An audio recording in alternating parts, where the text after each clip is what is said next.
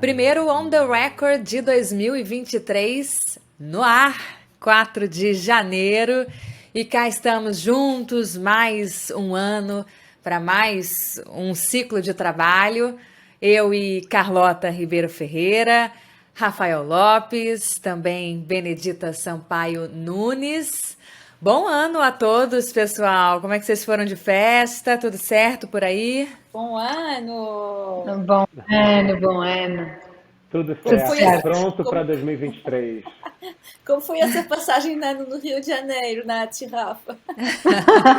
Gostaríamos que tivesse verão, como sempre, tem chovido, mas tá tudo certo. Chuva, Teremos um sol verão aí pela e fogos de frente. artifício, tá tudo certo. É isso.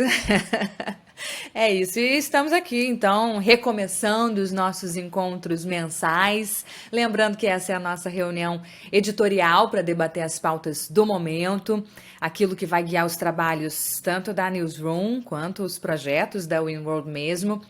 E muito tem se falado, já temos abordado isso e vamos continuar falando sobre o futuro do trabalho, né? Então acho que é um bom momento para a gente dar esse pontapé em 2023, falando sobre as mudanças que têm acontecido, né, de uma forma muito rápida, mudanças constantes, têm impactado o mercado de trabalho, a vida de todo mundo, a vida dos profissionais. E alguns veículos de renome, como a revista Forbes, por exemplo, fizeram uma compilação, um compilado de tendências aí que ou estão chegando com tudo em 2023 ou estão só ganhando força, mas que vieram para ficar. Então, a proposta hoje é a gente debater essas listas. Estão, por exemplo, na nossa newsroom, vou deixar o link aqui para a gente, também o link dessa específica da revista Forbes, e deixo na descrição aqui do episódio, para a gente reunir algumas das nossas apostas, o que está impactando mais e o que está de fato revolucionando o mercado de trabalho. Cada um de nós elegeu algumas dessas tendências, então começo por você, Benedita, por favor, o que te chamou mais a atenção dessas apostas aí de especialistas? Qual que é a sua aposta para 2023? Então, para mim, logo o primeiro ponto do artigo que referiste, Nath, que fala do facto das carreiras não serem mais lineares, não é? Ou seja, de haver uma valorização de percursos menos lineares e mais diversificados. Pronto, isto é uma coisa que me fala muito, porque de alguma forma foi por isso que eu optei há uns anos atrás e portanto, na altura em que eu optei por isto, ainda era visto como meio uma loucura, não é? Era visto como a pessoa perder-se um bocadinho, ou estar perdida e precisar de experimentar várias coisas para se encontrar, e cada vez mais esta mentalidade está a mudar em países em que a forma de ver a carreira era mais conservadora e mais rígida, como é o caso de Portugal.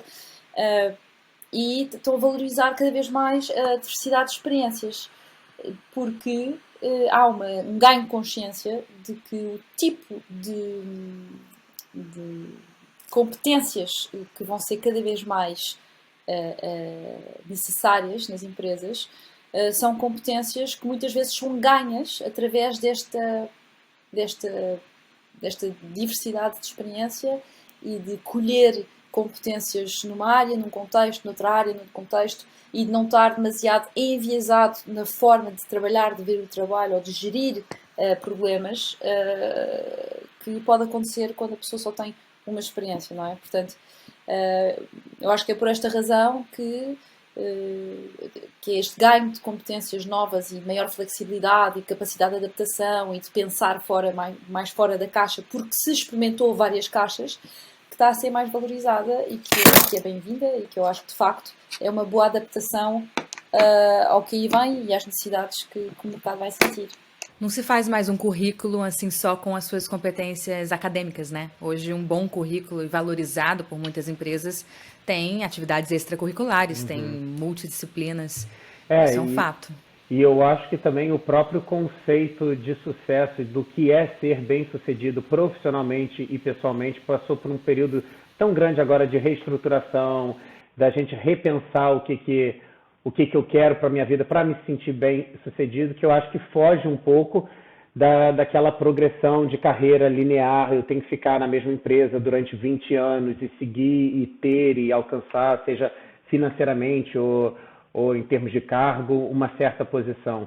Hoje em dia as pessoas estão cada vez mais querendo experiência de vida, sentir que o pessoal dela e o profissional dela conversam e caminham juntos e se permitir mais, enfim, do que propriamente seguir moldes que eram mais evidentes antigamente. E há aqui uma outra coisa que é muito importante, que eu acho que o valor de uma pessoa numa empresa ou num trabalho, na realidade, ganha tanto quantos mundos essa pessoa tiver. E, portanto, essa conjugação é muito importante, ou seja, haver uma visão menos tecnicista e claramente mais, com mais criatividade, com mais mundos, com mais capacidades resolutivas, ou seja, ganha-se imenso pelo facto de convivermos e de vivermos, sejam hobbies, sejam mais do que uma profissão, ou seja, o que for, mas na realidade, se houver várias fontes de satisfação, várias fontes de rendimento, as pessoas enriquecem-se imenso e, portanto, também o valor que atribuem ou que levam para as empresas e para os negócios também é maior.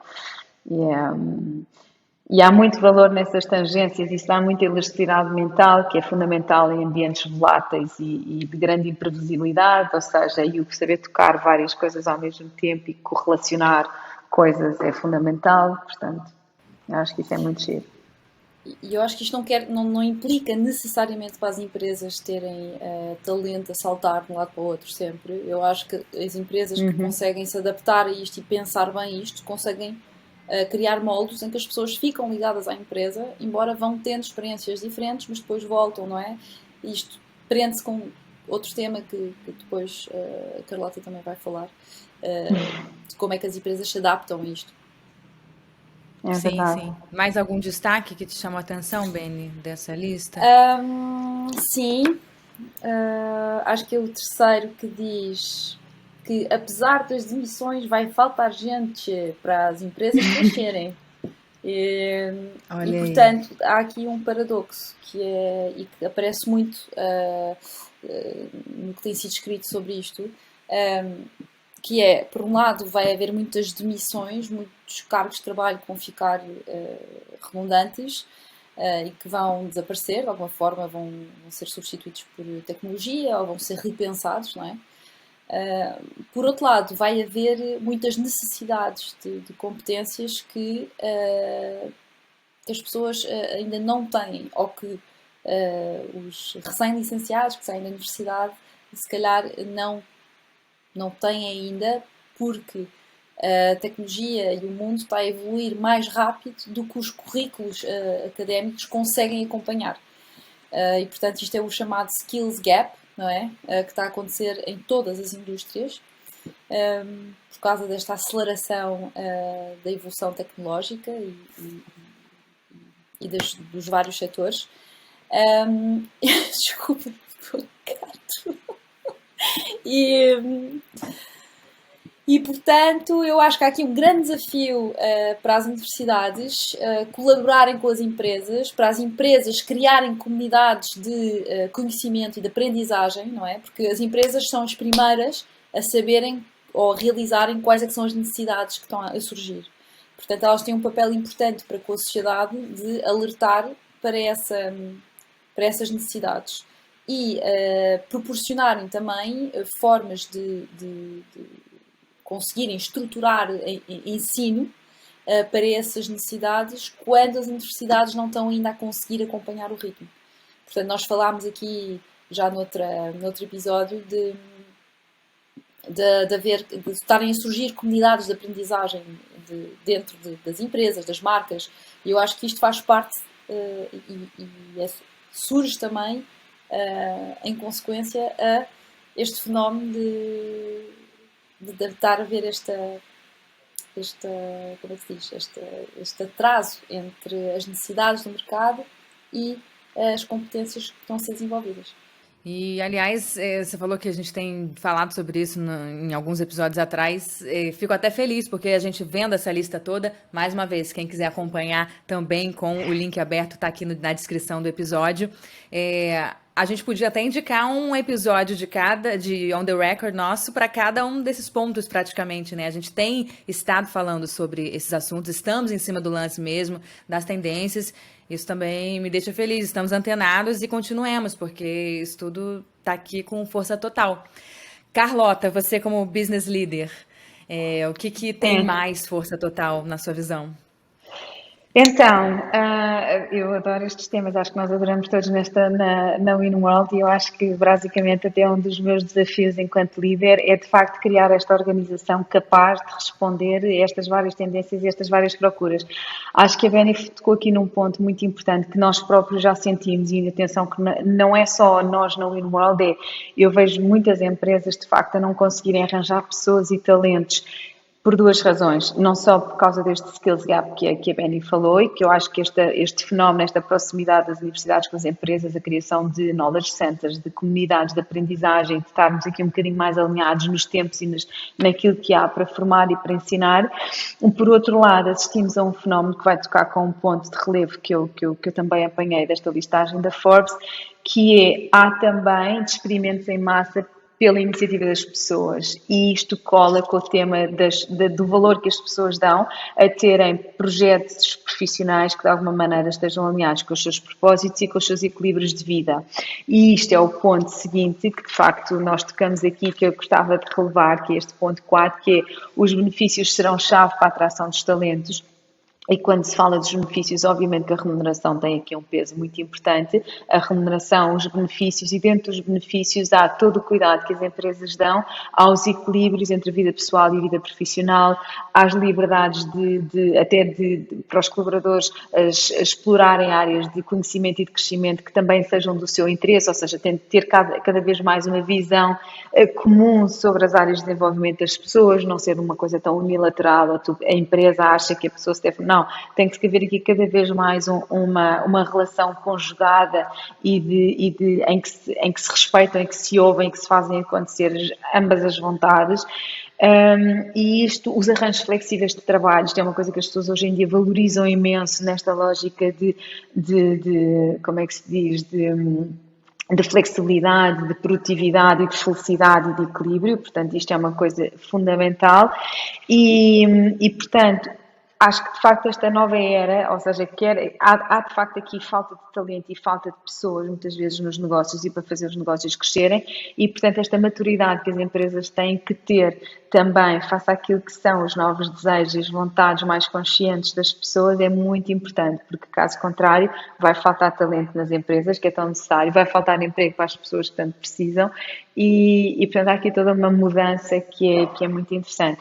E de facto esta história dos benefícios serem chave, aliás há aqui inclusive umas métricas que diz que cada vez mais uma pesquisa do Google indicou que para 36% dos profissionais uma proposta de emprego tem mais chances de ser aceita caso seja o regime de trabalho tenha a ver com qualidade de vida, com equilíbrio entre a vida pessoal e profissional, e muito mais do que propriamente a ver com os salários propriamente ditos. Ou seja, eu acho que esta flexibilidade grande é muito gira de se trabalhar. É desafiante, vai obrigar também a repensar a forma como fazemos negócio, a forma como estruturamos projetos, processos, etc. Mas é um win-win, porque eu acho que vai trazer aqui toda uma dinâmica muito mais rica de culturas, de aprendizagens, pronto. E abre o leque de possibilidade, né, de colaboração. Abre o leque de possibilidade. É verdade, é mesmo isso. Sim. Deixa as empresas muito mais globais, né? Pela possibilidade de colaboradores de todo tipo de background e de localizações, localidades. Então, deixa tudo super plural também. É super plural. Olha, aí está uma palavra que eu acho que as empresas hoje em dia, as mentalidades, quer das pessoas, quer das organizações, têm que ser super plurais. É isso mesmo. E o que nos leva também a mais um ponto, acho que de destaque, você pode falar bem sobre isso, Carlota, é que as empresas não são apenas mais empresas, são verdadeiras comunidades e dentro das empresas tem uma série de comunidades, né? Isso é um dos destaques também desse artigo. Eu acho que inclusive até houve um cliente nosso, a Sograp, e pode-se falar abertamente sobre isso, porque é um valor público deles, muito bonito que eles têm, que na Sograp há um valor do fundador que diz, primeiro fazemos amigos, depois fazemos negócios. E eu acho que as empresas, essas comunidades e essas culturas que hoje em dia nós pretendemos criar, óbvio que o negócio tem que existir, mas se não houver a amizade e se não houver essa cumplicidade, na realidade é muito difícil de se manter uma estrutura e de se manter aqui uma cultura e uma coesão grande. Óbvio que ao haver essa cultura de amizade, é natural que as pessoas se vão ligando e vão ficando amigas e vão viajando juntas e se vão indo juntas à ginástica e vão combinando subir montanhas em conjunto, etc. E, portanto, há comunidades, e sejam comunidades mais de aventura, lazer, etc., sejam até mais de interesses, clubes de leitura, coisas que as pessoas gostam de ler em comum, em conjunto. E eu acho que as empresas terem essa possibilidade de facto, deixarem nascer, serem elas próprias uma grande comunidade, mas deixarem emergir as comunidades e os vários clubes que podem existir dentro da sua empresa, por iniciativa dos seus colaboradores, pelas relações que eles vão estabelecendo entre eles, etc., é espetacular e é muito positivo e, portanto, isso é também uma nota, é uma grande tendência que é as empresas, e obviamente nós vemos nos grandes gigantes globais que já há clubes dos vários tipos, até no âmbito das áreas de diversidade e inclusão, vão havendo afiliações, mas de facto estas dinâmicas, estas microcomunidades e comunidades maiores que se vão estabelecendo nas empresas são de facto muito ricas e muito válidas a todos os níveis. São agregadoras, portanto mantêm as pessoas ligadas e conectadas e são, além disso, elas próprias também centros de desenvolvimento pessoal e também com impacto nos negócios, até pela tal diversidade que também falávamos há pouco, que é as vidas não serem lineares. Eu não sou só técnica de ambiente, ou seja, ou de qualidade, ou do que for, ou só curadora, ou só produtora. Não, acho que se bebem aqui de vários mundos, portanto, essa consciência de que a empresa é uma comunidade e que tem dentro dela várias comunidades e que tem que, na realidade, energizar essa cultura e essas grandes amizades entre os seus colaboradores também é muito, muito interessante. Acho que é uma tendência. Que vai naquilo de fortalecer o sentimento de pertença, né, entre Exato. colaboradores e empresas, que hoje em dia é essencial, por exemplo, até quando a gente fala de retenção de talentos, é tão difícil, que é um desafio hoje para as empresas, né, e você conseguir criar esse sentimento de pertença entre todos que trabalham e a empresa em que se trabalha é realmente algo muito poderoso. É Com muito certeza. poderoso. E nós vemos, mesmo quando vemos os grupos a participar, os grupos das empresas, nas maratonas, ou nas corridas, há de facto, ou nos cursos de cozinha, ou no que for, não é? Eu acho que há aqui modelos, comunidades muito interessantes que se estabelecem. Acho que há aqui uma modernidade, reflete essa tal pluralidade que tu falavas há pouco. E eu acho que é ter essa consciência de facto, quem trabalha as áreas de culturas e de recursos humanos e de desenvolvimento de pessoas, ter essa consciência e sermos uns promotores, ainda que deixando que as coisas também surjam instantaneamente e espontaneamente por vida das pessoas, é muito giro.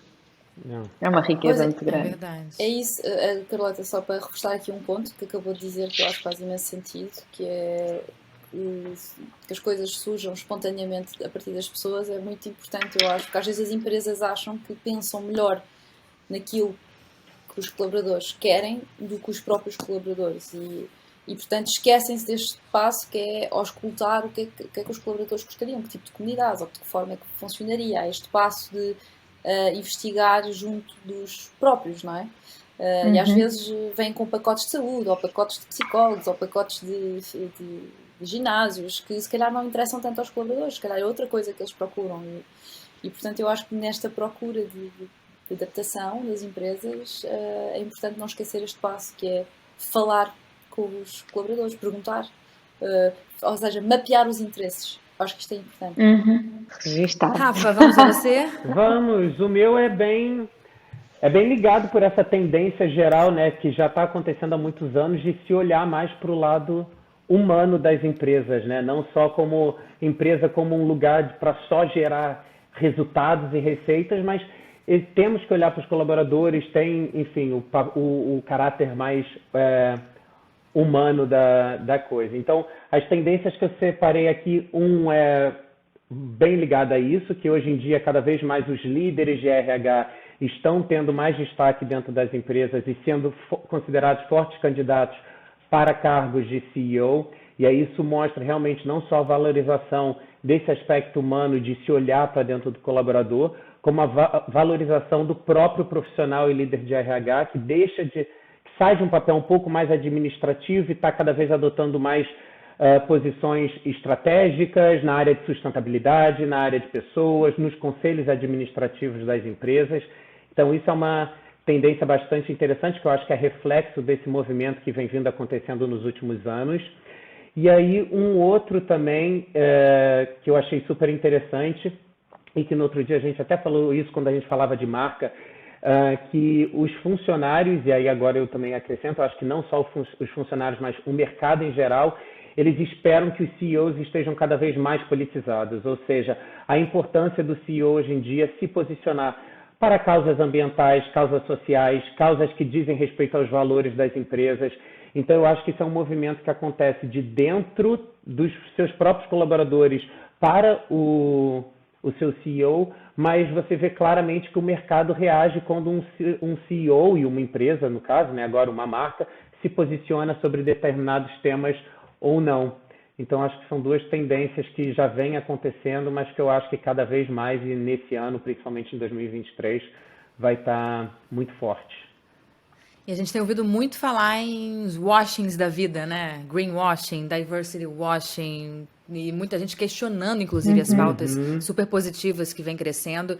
Então, bater nessa tecla de começar de dentro e ter referência, e organizacionalmente, culturalmente organizacional, melhor falando, é onde desmonta todas as críticas, né? E aí não tem washing nenhum, é de fato o que é. É o que é para ser.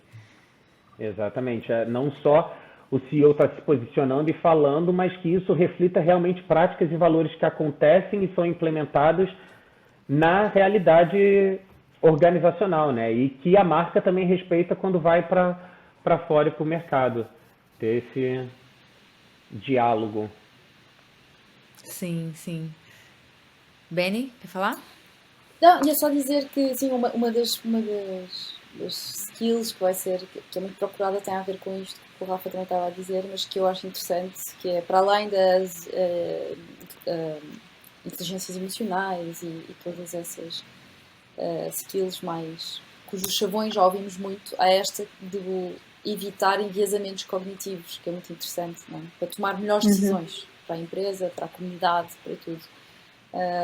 E que eu acho que é uma coisa que faz todo o sentido. Sim. E acho que nesta era em que nós nesta fase desta nova era em que há maior consciência da importância destas competências mais invisíveis, eu acho que agora temos que entrar numa fase mais concreta, ou seja, já não basta falar sobre isso de forma abstrata, é preciso ir concretamente ao assunto.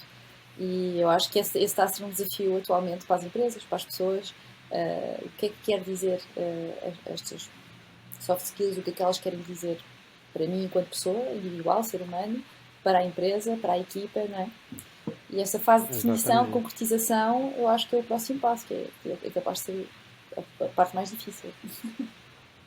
É verdade. Eu acho que a gente fez um super apanhado, né, de vários destaques dessa lista.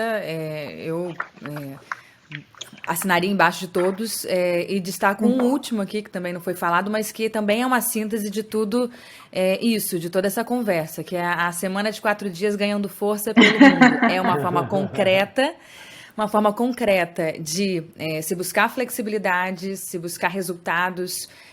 Ninguém aqui está deixando de trabalhar ou querendo trabalhar menos. As empresas também, os líderes e os colaboradores entendendo como fazer render ao máximo cada minuto do dia, cada hora, cada dia. Então é uma busca por produtividade, é para ter mais resultados ainda. E o mais legal é que a gente tem visto cada vez mais estudos, tem uma série de testes, né, sendo feitos pelo mundo, vários países aderindo a esse teste da semana de 4 dias, e cada vez mais estudos estão de fato comprovando resultado, a eficiência fica maior. É uma questão de foco, é uma questão de motivação, é uma questão de equilíbrio e saúde mental. Acho que nessa questão, semana de 4 dias de trabalho, vários desses assuntos, vários desses temas são abordados e são praticados de fato junto ao mesmo tempo, né? A saúde mental, a produtividade, o foco, a forma, o modelo de trabalho, se vai ser presencial ou não, ao mesmo tempo. Então, aqui o que a Forbes traz pra gente é que já teve teste na Inglaterra, por exemplo, Bélgica, Suécia, Islândia, e agora, 2023, tem vários projetos começando nos Estados Unidos, Escócia, Irlanda, Canadá, Nova Zelândia, quem sabe no Brasil também. Vamos buscar casos concretos para trazer aqui para a Newsroom, e é mais uma tendência para a gente ficar de olho, tá se espalhando, né? Há uma outra coisa que eu acho que cruza também com tudo isso, que nós não falámos aqui de uma forma tão específica, que é esta consciência maior que as pessoas têm, e agora pensando aqui as pessoas como na realidade, digamos, aquelas que desempenham o papel principal em toda esta equação, não é? Que têm aqui uma preponderância maior, mas esta consciência que as pessoas têm também nos começaram, de alguma maneira, a abraçar com mais confiança progressivamente, e obviamente não é toda a gente ao mesmo tempo, mas formas alternativas de trabalho. E essas formas alternativas, além de, obviamente, poderem ser acomodadas em semanas de 4 dias, podem ser acomodadas em projetos que, para mim, dizem muito, ou seja, eu trabalhar muito em projetos que estão muito alinhados com o meu propósito, com os meus valores, com aquilo que eu quero fazer, ou seja, estruturar toda a minha carreira ou toda a minha vida com base em projetos com vários clientes, com várias empresas. O que é que isto depois se traduz na vida das empresas e naquilo que é a gestão típica de recursos humanos? É que, na realidade, hoje em dia há aqui uma tendência que é muito importante falar, que é as pessoas cada vez mais ficam menos tempo nas empresas. Pronto, e portanto, esta capacidade de reenergizar e de estar sempre a entrar e a sair em pessoas novas, mas mantendo aqui uma cultura, uma ligação, um espírito de comunidade, ainda que haja entradas e saídas, essa capacidade das organizações tem que ser muito grande. E tem que ser uma coisa relativamente natural, ou seja, tem que ser uma cultura aberta, plural, que permitem esses movimentos e que de alguma maneira também tenha estruturados os processos, os procedimentos, a forma como se trabalha internamente, de forma que a entrega ou delivery não seja prejudicado. Isto é super desafiante. Pronto, e depois obviamente que indústria a indústria há vários impactos. E depois também é preciso aquele grupo core de pessoas, mas também elas continuam a existir, que gostam de situações mais estáveis e gostam de estar em determinados lugares de chefia nas empresas e de organizar e desenvolver estratégias e liderar este tipo, mas tem que se ter esta vontade de, ok, nas minhas equipas quase que vai ser, ou seja, uns vão estar mais residentes, outros vão estar menos, uns vão estar menos tempo, outros vão estar mais, e tudo isto tem que ser visto com uma certa pluralidade, normalidade, e de uma forma positiva, acima de tudo, e as empresas têm que se reorganizar, e eu acho que isso é um grande desafio dos líderes, porque no limite seria muito mais fácil, também já vimos batendo aqui estes pontos, liderar equipas ou liderar projetos em que está toda a gente da mesma forma, mas isso já não é o atual, já não é o real, já não é o que se quer, traz pouca riqueza até e diversidade cultural, portanto, pronto, eu acho que há aqui, neste artigo da Forbes, tratam este tema como o gig economy reforça a cultura da flexibilidade, sim, e essa cultura da flexibilidade tem impacto ao nível dos estilos de liderança, das formas de liderança, da forma como organizamos as empresas, os processos, etc. É muito interessante. Os líderes às vezes não têm uma visão clara sobre o que são os ganhos disso, não é? Mas a Carlota tem. Isso. Então partilho. Eu espero que eu sinta, eu percebo. Porque eu própria também sou uma pessoa com muitos interesses, não é? Ou seja, Exato. E portanto eu entendo que as pessoas que me rodeiam, e adoro estar rodeada por pessoas que de facto também tenham esse interesse. E atenção que às vezes os interesses até podem ser profissionalmente, ok, estar numa posição, consolidar e tudo isso. Isso é espetacular, eu também gosto disso. Mas que depois possa ser executada a partir de vários pontos do mundo. Ou que de alguma maneira consiga acomodar aventuras e subidas de montanhas 2 vezes por ano, por exemplo. Ou seja, tem que ser, eu acho que as pessoas, lá está, havia uma frase do Alain de Botton que nós trabalhámos muito naquela conferência de 2017 da School of Life, que foi a vida com mais vida, não é? E é bom que as empresas entendam que as pessoas querem vidas com mais vida, pronto. Quaisquer que sejam as formas e as expressões que obviamente vão diferir de pessoa para pessoa, mas isto traz imensos desafios organizacionais e, portanto, é preciso mesmo pensar moderno, pensar plural, pensar positivo e encarar isto tudo como é o novo modo. Perfeito. Então vamos a isso. Vamos 2023 a está isso. aí para que todos coloquem tudo isso em prática e chegamos ao nosso final. Se tiverem dicas para partilhar, para já ficar de olho aí para 2023, por favor. Olha, eu posso começar porque Oi. a gente estava falando ali de posicionamento em causas sociais, ambientais, falamos desses discursos não ficarem só na fala, né, e sim em ações concretas. Então, estamos em janeiro, estamos a 2 meses e meio da próxima Happy Conference em março. Então, a minha dica, a Happy Conference esse ano vem com um tema extremamente importante que a gente precisa conversar e conversar com uma temática muito para a gente aprender, para a gente crescer e evoluir enquanto sociedade, enquanto empresas, enquanto seres humanos. Vai ser sobre diversidade, equidade e inclusão. Uma tarde super poderosa no dia 21 de março no Teatro Tivoli, que vai ser seguido para os participantes depois com alguns workshops virtuais para a gente aprofundar ainda mais sobre em cada uma das temáticas que englobam a diversidade e para a gente colocar esse tema que é tão importante, tão essencial para o desenvolvimento democrático do mundo, né, e da sociedade, realmente em prática, com ações concretas, com ideias, com casos de sucesso. Então essa é a minha dica. Quem quiser, eu vou pedir para a Nath colocar o link do site para mais informações, conhecer mais o programa. E é isso. Boa, já está aqui o link. Fechadíssimo. Mais alguma dica? Ou encerramos? Vou Quem entrar a tem? pé juntos. No último episódio falei da dificuldade que é de absorver toda a informação, toda a novidade, todas as novas tendências, todos os desafios, toda essa coisa, não é? E portanto lancei como desafio a mim própria e é uma sugestão para quem quiser, para quem se inspirar nisto, que é voltar um bocadinho aos grandes clássicos. E portanto lancei o desafio de ler um livro muito grande, já antigo, que é um clássico e que eu estou sempre com aquele sofrimento de não estou a fazer tempo para ler este livro, nunca o vou ler, não é? Na vida, porque há tantos livros para ler. Mas este é um dos clássicos que eu queria ler, que é em português A Busca do Tempo Perdido, do Proust. É um calhau assim gigante. Mas é um clássico, e eu acho que os clássicos às vezes em tempos de modernização, inovação, às vezes ajudam a ver as coisas. Tá aí. Né? É verdade, Não eu não é? tinha destacado por esse aspecto, mas então aproveito e pego carona, porque eu li um clássico recentemente e que fica também de dica para 2023. Eu reli o 100 Anos de Solidão, do Gabriel Garcia Marques, então um romance que pega e bate de uma forma diferente a cada fase da nossa vida, né? E você vai tirando takeaways diferentes e certamente tem lições ali, tanto pessoais quanto pro seu lado profissional. Gostei. Clássicos. Mudou meu 2022. Vou procurar mais um agora para 2023. Contacta-se com aquilo que não muda, não é? Que é as eternas verdades. E isso também é interessante pôr sempre em perspectiva no meio de tanta novidade. Estou a adorar essa dica, acho que também. Não, a sério, porque estou farta de livros Não de é? tecnologia, de gestão, de liderança, de desenvolvimentos exponenciais, trazer, pronto, obviamente tudo isso é importante, mas como temos que ler isso tanto em termos de trabalho, acho que retomar aqui os clássicos, acho que de facto é uma ótima dica.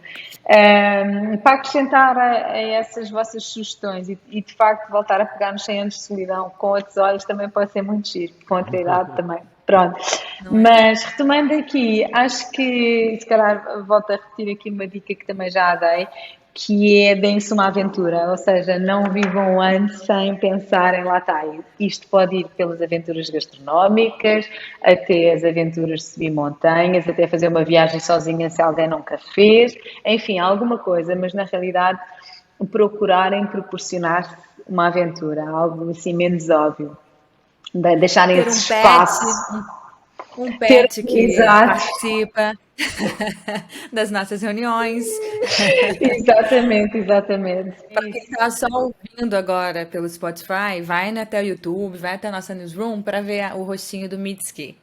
Não é, É, Benny? Apresenta aí nosso mascote. É o Fofo. gatinho da Benny. está sem som. Participativo. Também está na lista das tendências de futuro do trabalho, que é os Pronto. pets, não é? É verdade, é verdade. Muito bom. Pois é. On the Aventura record, aí. Mitzi, Adorei. Convidada especial. Ai, convidado adorei. especial. Então tá, Exatamente. então assim a gente encerra, se aventurando e abertos para as aventuras que aparecerem aí em E a 2023. buscar as eternas verdades dos É clássicos. isso. Não esquecer as eternas Boa. verdades. E a Happy Conference. E a Happy E a Happy Conference, não Conference. esquecer a Happy Exato. Conference. Voltaremos a falar sobre isso, certamente, em breve. Voltaremos, voltaremos. Ah, sim, sim, sim, sim. Gente, um beijo e Boa. até a próxima. Tchau, Até gente. à próxima. Obrigado. Deus.